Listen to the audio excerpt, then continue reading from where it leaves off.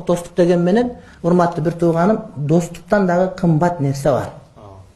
Достуктан дагы улуураак нерсе бар.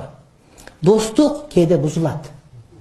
Кээде достукту бузганга туура келет. Достук улуу нерсе. Достук касиеттүү нерсе. Бирок андан улуу нерсе келгенде достук бузулганга аргасыз болот. Бул акыйкат деген маселе. Бул чындык деген маселе. Канча достор ыйман үчүн бөлүнүшөт.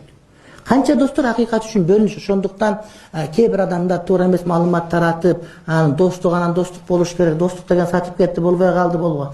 Эң касиеттүү нерсе акыйкат, акыйкат баарынан улуу болуш керек, бийик болуш керек, ыймандуулук. Анан эң негизги нерсе, урматтуу бир туугандар, элибиздин бүтүндүгү, тазалыгы, элдин урмат ордунда болуш керек. Анан дос болуп, кудай сөөк болуп эле, анан чогуу жей берсе болбойт да, бири-бирине көз жумуп коюп. Ошондуктан жанагы Платон айткан бар, о Платон менин досум, ким досум дейт, Платон дейби? Кимдин сөзү бул? Аристотелдин сөзү. Платон менин досум дейт. Бирок чындык андан жогору турат дейт да. Ошон үчүн ушул сөздү эстен чыгарбаш керек. Ушул Кореяда козголонгон сөздөрдүн бири.